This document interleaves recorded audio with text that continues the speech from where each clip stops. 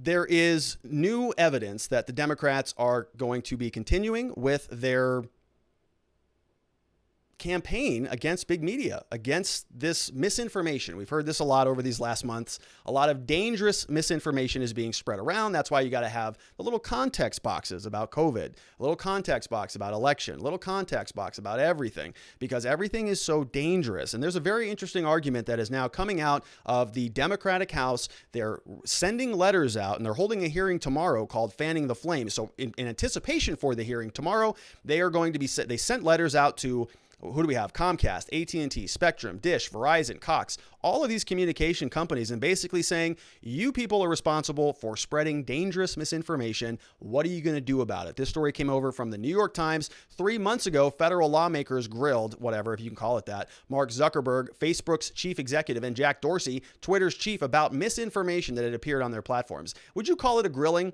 I sort of call it like a game of patty cake over there. Now, a congressional committee has scheduled a hearing to focus on the role of companies that provide cable television service in the spread of falsehoods concerning the 2020 election. In advance of the hearing, which takes place tomorrow, it's called Fanning the Flames, Disinformation and Extremism in the Media. Members of the House Energy and Commerce Committee sent a letter on Monday to Comcast, AT&T, Spectrum, Dish, Verizon, Cox, Altice, asking about their role in, quote, the spread of dangerous information. The committee also sent a letter to Roku, Amazon, Apple, Google, Hulu, digital companies that distribute the cable programming. The scrutiny of the providers took on new urgency after supporters of the former president, Donald J. Trump, repeatedly and promoted the debunked claim that the election was rigged, stormed the Capitol. So you see that? That's a beautiful sentence right there. New urgency, cable providers, because they were spreading the misinformation that was being consumed by the supporters of the president, who repeatedly promoted the debunked claim that the election was rigged, and they therefore stormed the Capitol, ipso de facto, ipso, all the way, connect all the way back to the chain. The TV companies now are responsible for spreading the information, and the chain of causation goes all the way back to them. They're fanning the flames of disinformation. Therefore, I mean, technically, I think that they're responsible for the insurrection.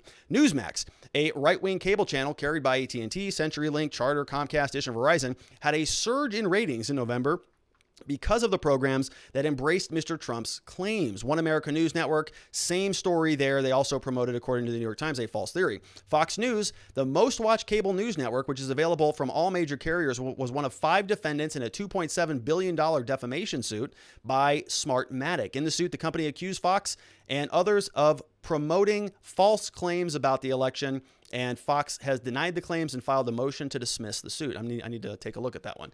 Congress can raise the issue of whether cable providers bear responsibility for the program. So why is Congress even getting involved in this? This is where it comes from. They have the ability to decide whether programs they deliver to million Americans, they can sort of regulate them, but it may have no way to force them to drop networks that have spread misinformation. And unlike broadcast stations, cable channels do not have licenses that are regulated by the FCC. Brendan Carr, a Republican FCC commissioner, blasted the letter from the House Democrats in a statement on Monday, calling it a, quote, a chilling transgression of the free speech rights that every media outlet in this country enjoys. And we're going to go right through the letter. And what you're going to see here, it's basically a form letter. And I want to go through it because it is interesting. And what they did here is they sent the same letter to all of those different companies that we just listed out. So when you look up the document on the House website, you will see it's a very big, long document, but it's basically the same letter over and over and over. They just switched it from AT&T to Verizon to Comcast to Google to Apple to Hulu. Same basic letter, same similar questions, but just addressed to everybody. So it looks like it's a huge document, but it's really not. It's just a couple slides. So let's get into it. This is the letter that was being sent over to AT&T. They're sending it to the CEO, drafted yesterday to Mr. John Stankey, the CEO of AT&T. Dear Mr. Stankey, our country's public discourse is plagued by misinformation, disinformation, conspiracy theories, and lies. These phenomena undergird the radicalization of seditious individuals who committed acts of insurrection on January 6th. Look at that word salad. Can you believe this? This is impressive. Look at this. Misinformation, disinformation, conspiracy theories, lies, phenomena, radicalization, seditious, insurrection. It all contributes to a growing distrust of public health measures necessary to crush the pandemic. Bravo. Now they're saying we got to do this to save lives as a result of the pandemic. We are concerned about the role AT&T plays in disseminating misinformation to millions of its Uverse, DirecTV, AT&T TV subscribers. We write to you today to request additional information about what actions AT&T is taking to address these issues. So it's sort of talking past the sale, thinking past the sale. They're laying out a premise and they're asking AT&T, well, this is what we think is true, and what are you doing to address what we have just defined for you? And we're expecting information. We want additional information about what you're going to do here. But AT&T, as far as we know, has not ever agreed to that premise. Do they agree that we are plagued by misinformation, disinformation, conspiracy theories? Is this a plague? All right. Going back, it says nearly half of Americans get their news primarily from TV. However, not all TV news sources are the same. Some outlets have long been misinformation rumor mills and conspiracy theory hotbeds that produce content that leads to real harm. Misinformation on TV has led to our current polluted information environment that radicalizes individuals to commit seditious acts and rejects public health best practices, among other issues. So basically, we have one good paragraph, and then this is sort of a copy and paste of that paragraph. Experts have noted that the right-wing media ecosystem is, quote, much more susceptible to disinformation, lies, and half-truths. Right-wing media outlets like Newsmax, OANN, Fox News all aired misinformation about 2020, incendiary reports. We have angry and dangerous subculture. We have a violent mob breaching the doors of the Capitol building. We have sort of romantic idea, according to somebody on Newsmax. Fox News has spent years spewing misinformation about American politics. The same networks also have been key vectors of spreading disinformation about COVID-19. All right, whole COVID-19 thing, Chinese Communist Party, got it. Sadly, these facts are not new. One popular television show aired a segment on OANN last April that included a dire warning. The kind of misinformation OANN is spewing right now could end up getting people killed. All right. Yet to our knowledge, the cable, satellite, and over-the-top companies that disseminate these media outlets have done nothing in response to the misinformation aired. AT&T carries Fox News, so they want Fox News gone, they want Newsmax gone, they want OANN gone. They say the company serves 17 million Americans, and then this is the questions that they're asking that they want answers to. Number one, they're asking this of AT&T, Google, Comcast, all of them. What moral or ethical principles, including those related to journalistic integrity, violence, medical information, and public health, do you apply in deciding which channels to carry and when to take adverse actions against a channel? This is the government going into a company and telling them, asking them, tell us how you do all of your business in there. All right. Do you require through contracts or otherwise that the channels you carry abide by any content guidelines? Well, they could look at the terms of service. They could go to the community content guidelines here on YouTube. I've spent a lot of time reading through those. Number three, how many of your subscribers tuned into Fox News, Newsmax for each of the 4 weeks preceding? So they want the data. Specify the number of subscribers that tuned into each channel. I hope their lawyers just tell them to shove this letter right up. Number four, what steps did you take prior to, on, and following that November 3rd, 2020 election attacks to monitor, respond to, and reduce the spread of disinformation on your channel? Please describe each step you took. Number five, have you taken any adverse actions against the channel, including Fox News, Newsmax, or OANN, for using your platform to disseminate disinformation about the Capitol Hill riots, about November elections, about COVID-19? Number seven, have you ever taken any actions against the channel for using your platform to disseminate any disinformation? And are you planning to continue carrying Fox News, Newsmax, OANN, Uverse, and so on? Signed off. Let's make sure these people are immortalized here. We have Anna G. Eshoo, member of Congress, and we got Jerry McNerney, another member of Congress. I think they're both from California. So if they don't like what you're saying or what you're doing, they want you removed from the communication medium. Not only should you be deplatformed, canceled, removed from the internet, but anybody who's even carrying your show now. So Fox News is the company that produces the content. AT&T here would be transferring that content over the airwaves, over the internet. They don't want that to happen. So this would be like, I don't know, maybe they should just shut off the electricity to OANN, and maybe they should shut off the electricity to Fox News too. Maybe they should shut off their water and their garbage collection. Maybe they shouldn't have property because they can use that property to record videos to disseminate information. They would use the water to hydrate themselves. They would use the electricity to turn the cameras on. And all that has to be stopped because dangerous misinformation is so bad that it just, we got to do it. We got to root this sucker out. Now, I want to talk a little bit more about the hearing tomorrow. There's very interesting legal framework here that I think is worth covering. So tomorrow they sent that letter out today, and was it today? Yeah, let's take a quick look. So that went out today, and they're asking for responses on a number of different things that came out yesterday. So they sent a letter yesterday, and then tomorrow they've got a hearing, Wednesday, the 24th. So they gave them 2 days to respond to answers, and the hearing is on fanning the flames, disinformation, and extremism in the media. On Wednesday, they're going to be holding this. The hearing will examine the role of traditional media platforms, broadcasters, and cable networks in disseminating disinformation and extremist content to the American public. So they know that they already have the big tech companies. We've already seen that. Twitter just put the total axe on Donald Trump. They've just purged a lot of different people on there. YouTube is following suit, as we are seeing. We are also seeing Facebook also, becoming very strict about what can be posted and whatnot.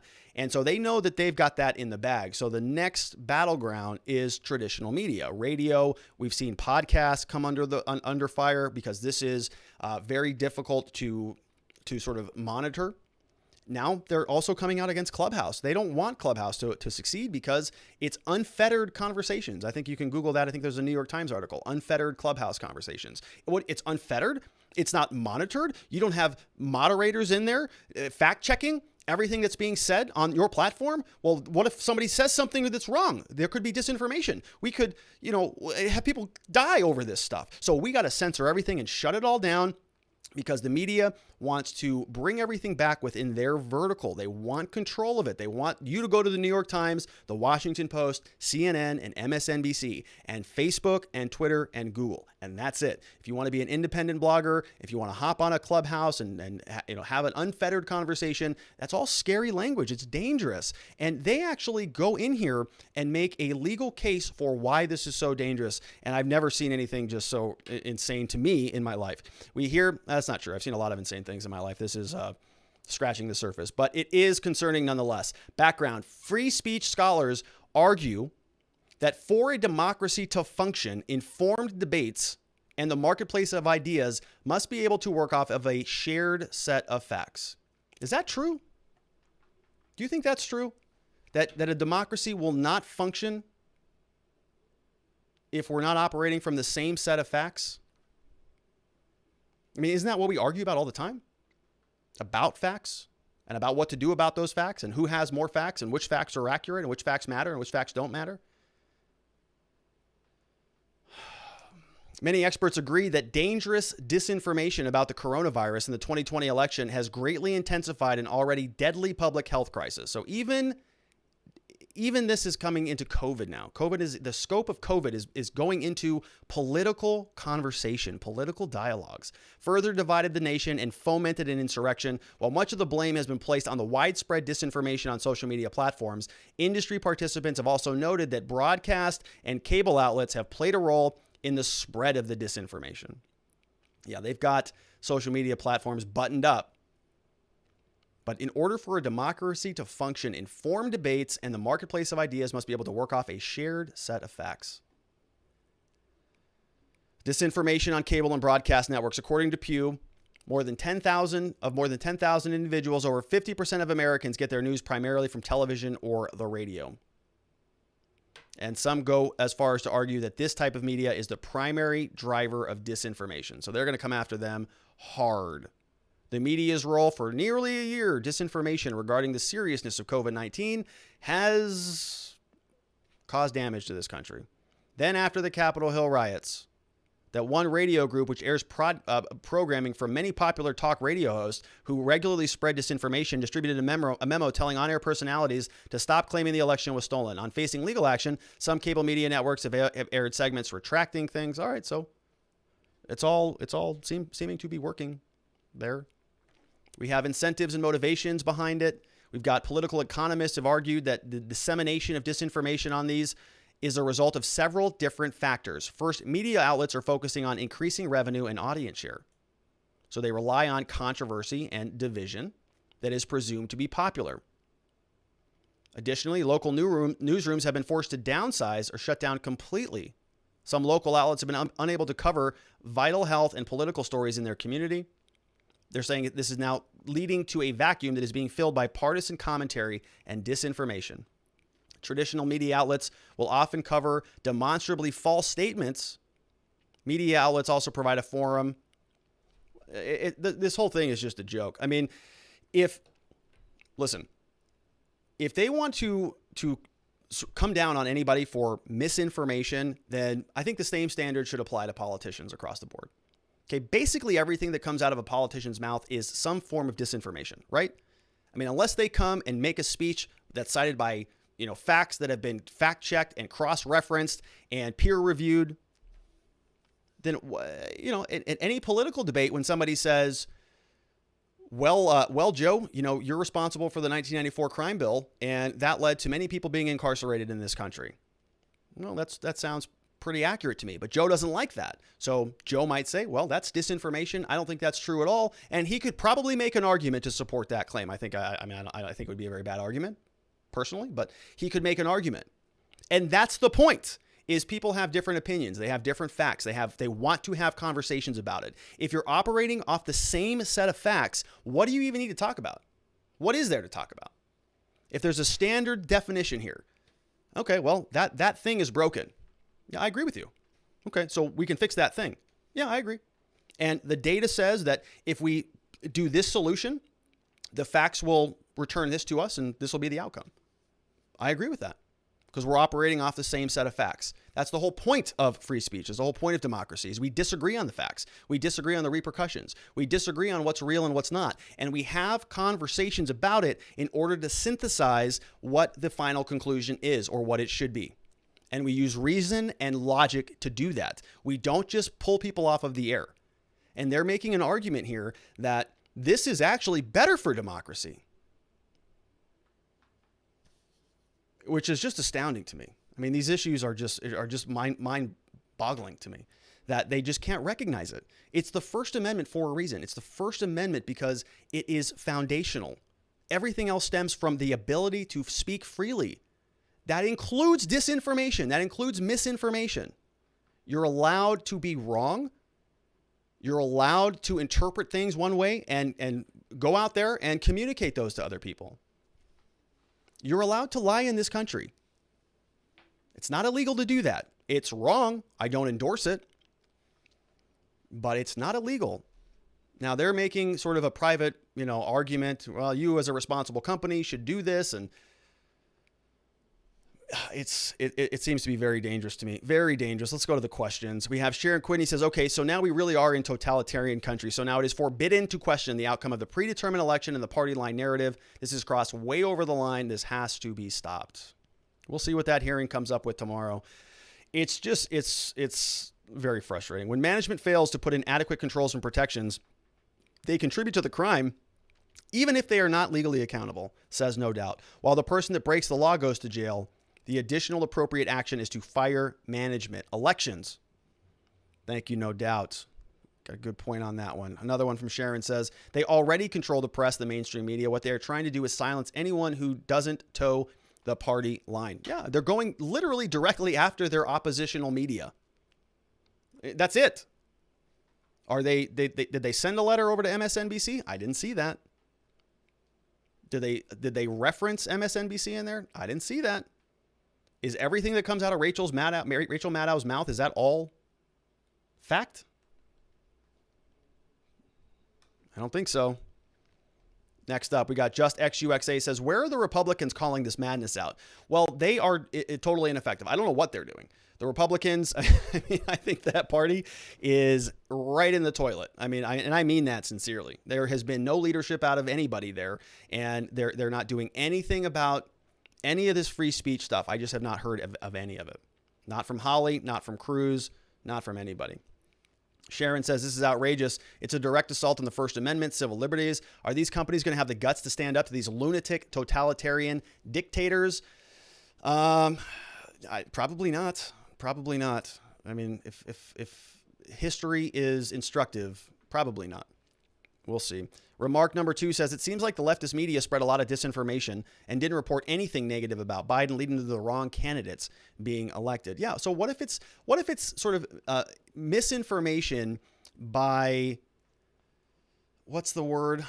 Lying by omission. Lying by omission. What if it's misinformation by omission?